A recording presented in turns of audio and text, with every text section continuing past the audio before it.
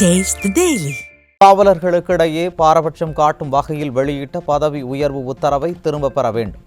2021 தேர்தல் வாக்குறுதியை நிறைவேற்ற விடியாதிமுக ஸ்டாலின் மாடல் அரசுக்கு அதிமுக பொதுச் செயலாளர் எடப்பாடி கே பழனிசாமி வலியுறுத்தல்.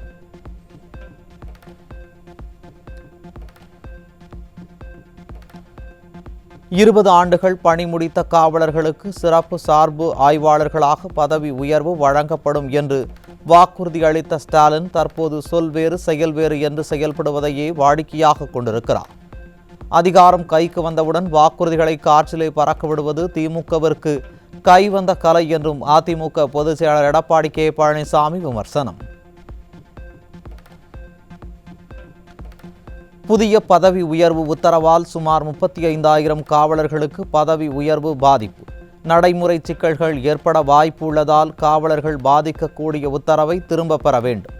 திமுகவின் தேர்தல் வாக்குறுதிப்படி 20 ஆண்டுகள் பணிமுடித்த காவலர்களுக்கு சிறப்பு சார்பு ஆய்வாளர்களாக பதவி உயர்வு வழங்க வேண்டும் என்றும் அதிமுக பொதுச் செயலாளர் வலியுறுத்தல்.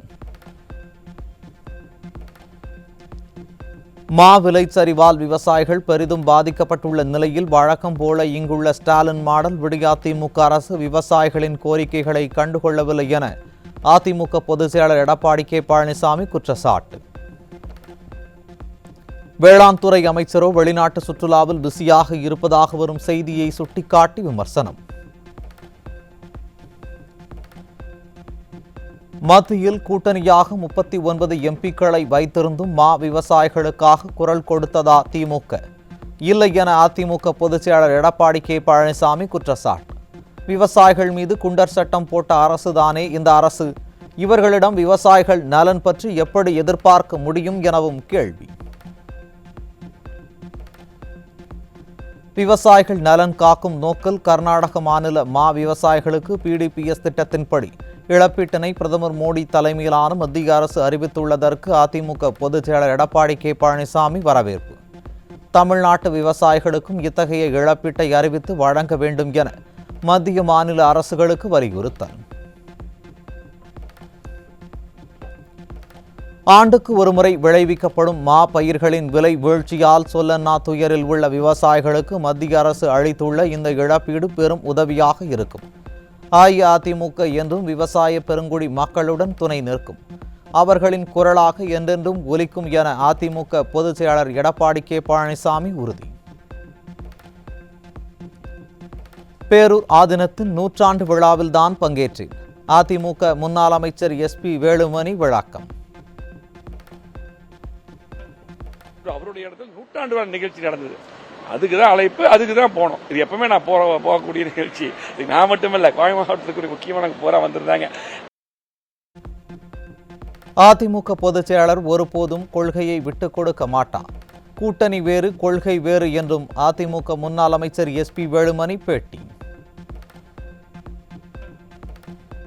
அதே போல பாத்தீங்கன்னா 2024 முக்கியமான நாடாளுமன்ற தேர்தல் அண்ணாவை பத்தி சில விமர்சனங்கள் பண்ணின காரணத்தினாலே எடப்பாடியார் துணிச்சலாக ஒரு தைரியமிக்க தலைவராக அப்ப எப்படி முடிவெடுத்தான்னு தெரியும்.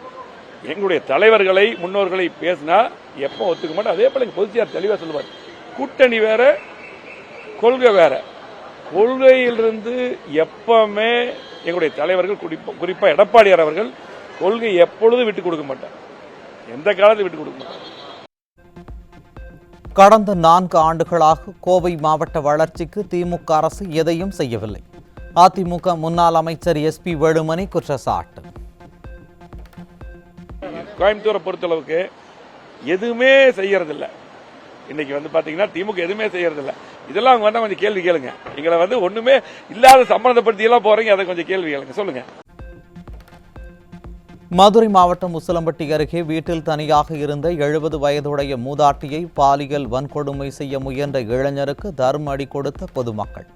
நிர்வாக திறனற்ற ஸ்டாலின் ஆட்சியில் பெண் குழந்தைகள் முதல் பல்லு போன மூதாட்டிகள் வரை யாருக்கும் பாதுகாப்பில்லாதது தினந்தோறும் அம்பலம். சென்னை ராயபுரத்தில் பெண்ணை காதலிப்பதாக கூறி கர்ப்பமாக்கி ஏமாற்றியதுடன் ஒன்றாக இருந்த வீடியோவை வெளியிடுவதாக மிரட்டிய இளைஞர் தாயுடன் சிக்கினார்.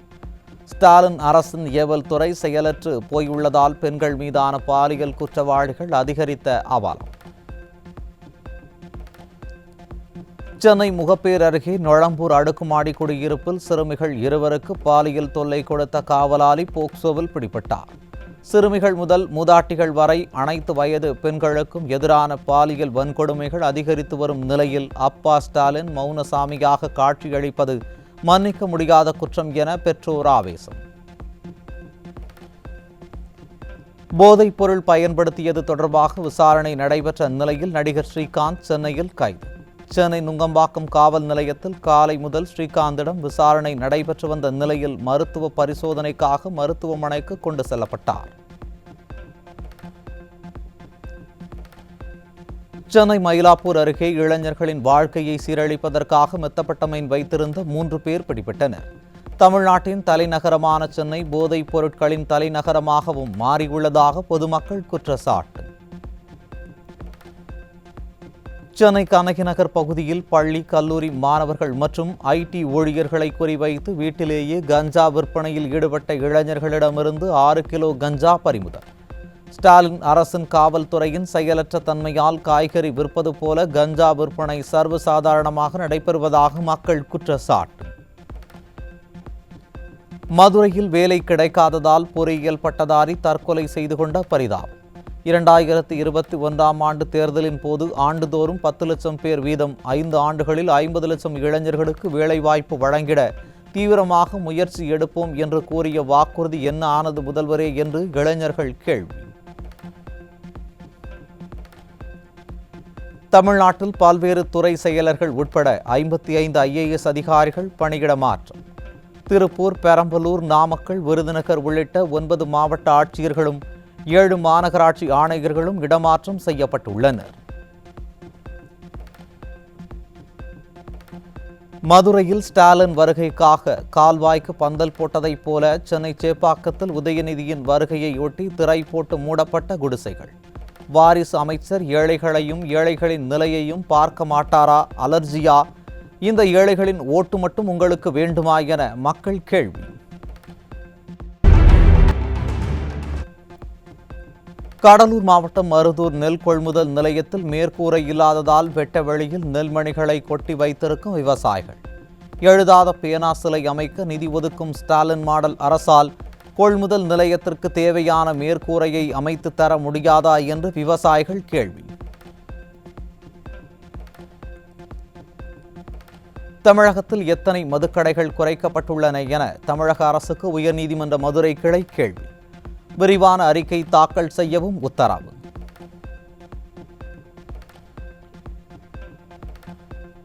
போதை மறுவாழ்வு மையங்களில் எத்தனை பேர் சிகிச்சை பெற்று வருகின்றனர், எத்தனை பேர் குணமடைந்துள்ளனர் என்றும் சென்னை உயர்நீதிமன்ற மதுரை கிளை கேள்வி. போதை மறுவாழ்வு மைய செயல்பாடுகள் குறித்து அரசு தரப்பில் தாக்கல் செய்த அறிக்கையில் முழு விவரங்கள் இல்லை என்றும் நீதிபதிகள் குற்றச்சாட்டு. வரும் 29ஆம் தேதி வரை தமிழகத்தில் ஓரிரு இடங்களிலும் புதுச்சேரி மற்றும் காரைக்கால் பகுதிகளிலும் மழைக்கு வாய்ப்பு. சென்னையில் அடுத்த 2 நாட்களுக்கு வானம் ஓரளவு மேகமூட்டத்துடனும் ஒரு சில பகுதிகளில் மழை பெய்ய வாய்ப்பு என வானிலை ஆய்வு மையம் தகவல்.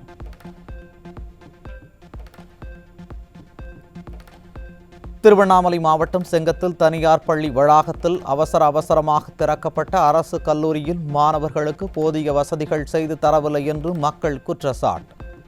அரசு கல்லூரி இயங்குவதற்கு சொந்தமான கட்டிடம் இல்லாத போது எதற்காக வெற்று அறிவிப்புகளை வெளியிடுகிறீர்கள் முதல்வரே என்று மக்கள் கேள்வி.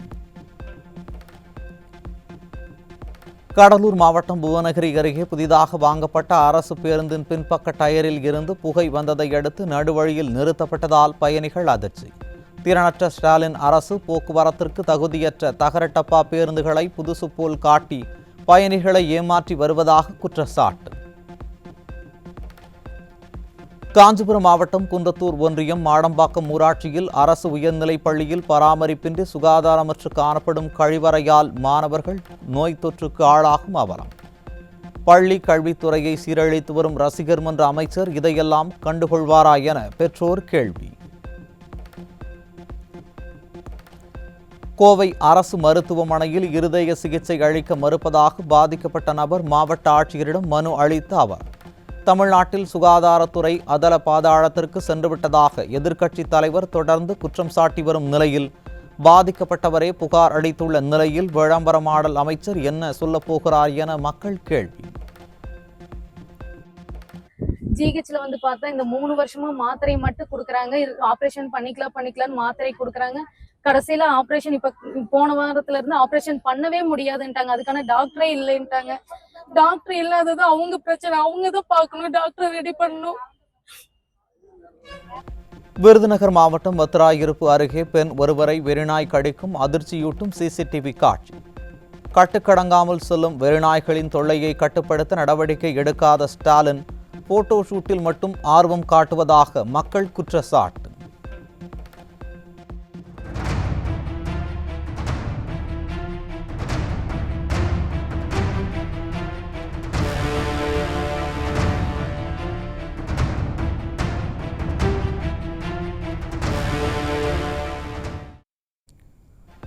அரியலூர் மாவட்டம் ஜே சுத்தமல்லி அருகே அரசு பேருந்து உரிய நிறுத்தத்தில் நிற்காமல் டாஸ்மாக் மதுக்கடையை தாண்டி நிற்பதால் பள்ளிக்கு உரிய நேரத்தில் செல்ல முடியவில்லை என கூறி மாணவ மாணவிகள் ஆட்சியரிடம் சீருடையில் வந்து மனு. விடியா போக்குவரத்து அமைச்சரின் சொந்த மாவட்டத்திலேயே அரசு பேருந்துகள் மாணவ மாணவிகளை அவதிக்குள்ளாக்கும் அவலம். ஊர்லேட்டு நாங்கள் நடந்து வர்றதுக்கு 2 கிலோமீட்டர் ஆகுது. எங்கள் பாண்டி பஜார் 4 ரோடு இந்த ஸ்டாப்புக்கு தான் நாங்கள் வரோம். வந்து பஸ்ஸு ஏறினாலும் 8:30 பஸ் தான் வருது. 8:30 பஸ் வந்தாலுமே ஒயின் ஷாப்பு தாண்டி தான் போய் நிற்குது. நாங்கள் இங்கிட்டு ஓடி போய் நிற்கிறதுக்குள்ளே மாணவர்கள் இறங்க மாட்டேங்கிறாங்க. எங்களால் பஸ்ஸுக்குள்ளே ஏற முடியலை. தமிழகத்தில் 50 ஏடிஎம்களில் லட்சக்கணக்கான ரூபாயை கொள்ளையடித்த வடமாநில கொள்ளை. சிசிடிவி காட்சி ஆதாரங்களோடு புகார் அளித்தால் ஸ்டாலின் ஆட்சியின் ஏவல் துறை புகாரை எடுக்க மறுப்பது ஏன் என மக்கள் ஆவேச கேள்வி.